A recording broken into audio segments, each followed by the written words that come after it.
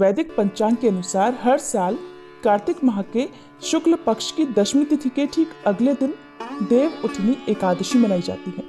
सभी एकादशियों में देव उठनी एकादशी का विशेष महत्व है, क्योंकि इसी दिन से अब तक 4 महीनों में रुके हुए सभी मांगलिक कार्य आरंभ हो जाते हैं। क्योंकि चातुर्मास की शुरुआत देवशयनी एकादशी से होती है और इसका समापन देव उठनी एकादशी पर होता है। देव उठनी एकादशी को हरि प्रबोधिनी एकादशी और देवोत्थान एकादशी के नाम से भी जाना जाता है।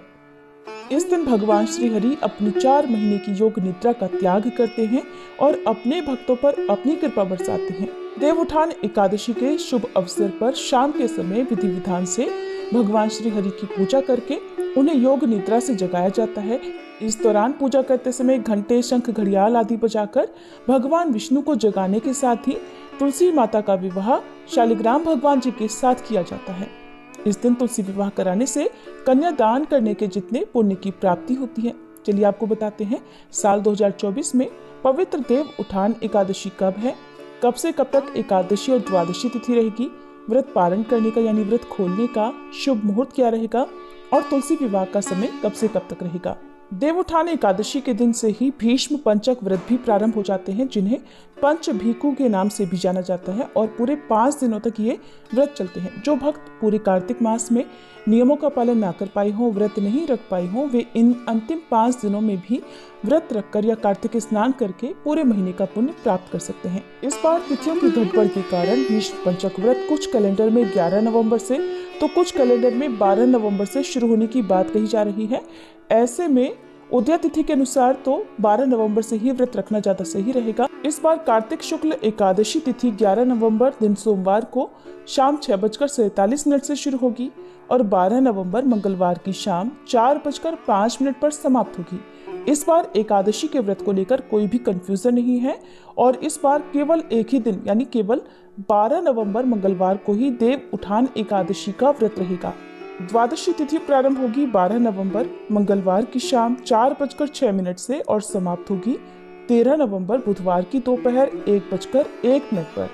द्वादशी तिथि लगते ही हरिवासर भी शुरू हो जाता है। हरिवासर के समय भजन कीर्तन करने, भगवान की कथाओं लीलाओं का श्रवण करने से श्री हरि अत्यंत प्रसन्न होते हैं। भूलकर भी हरिवासर के समय व्रत नहीं खोला जाता है। अब जानिए मंगलवार के दिन रहने वाले मुहूर्तों के बारे में। 12 नवंबर मंगलवार को ब्रह्म मुहूर्त सुबह 5:06 से 5:54 तक रहेगा। अभिजीत मुहूर्त सुबह 11:49 से 12:32 तक रहेगा। एकादशी की पूजा करने का सुबह का मुहूर्त रहेगा सुबह 5:22 से 6:42 तक। शाम की पूजा का शुभ मुहूर्त शाम 5:29 से 6:48 तक रहेगा। राहु काल जो कि अशुभ मुहूर्तों में गिना जाता है दोपहर 3 बजे से शाम 4:30 बजे तक रहेगा। 13 नवंबर बुधवार को यानी एकादशी व्रत पारणा के दिन सूर्योदय सुबह 6:43 पर और सूर्यास्त होगा शाम 5:38 पर। ब्रह्म मुहूर्त सुबह 5:07 से 5:55 तक रहेगा। इस दिन सिद्धि योग बन रहा है जो कि दोपहर 3:26 से शुरू होगा और फिर सारा दिन रहेगा। राहु काल दोपहर 12 बजे से 1:30 बजे तक रहने वाला है। हरिवासर का समय 12 नवंबर मंगलवार को रात 9:30 बजे तक समाप्त हो जाएगा। जो भी भक्त एकादशी का उपवास रखेंगे उन्हें 13 अक्टूबर बुधवार को सुबह 6:43 से लेकर 8:51 के बीच में व्रत का पारणा करना होगा यानी एकादशी का उपवास खोलना होगा। अब जानिए तुलसी विवाह के शुभ मुहूर्त के बारे में।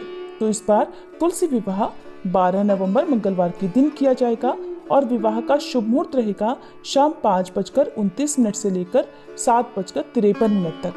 देवोत्थान एकादशी की कथा के अनुसार एक बार एक राजा था जिसके राज्य में सभी लोगों को एकादशी व्रत के नियमों का पालन अनिवार्य रूप से करना था। एक अनजान व्यक्ति उस राजा के राज्य में आता है। उससे एक समय भी बिना भोजन के नहीं रहा जाता था, लेकिन राजा की आज्ञा का पालन तो उसे करना ही था।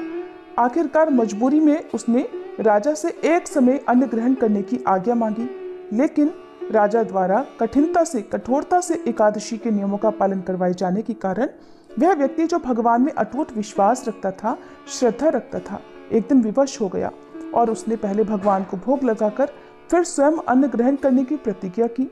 उस व्यक्ति की भक्ति से प्रसन्न होकर भगवान श्री हरि ने उसे साक्षात दर्शन दिए और उसके द्वारा अर्पित किया गया भोग स्वीकार किया। इस प्रकार एकादशी व्रत की कथा का सार ये है कि भक्ति में कभी भी आडंबर नहीं होना चाहिए।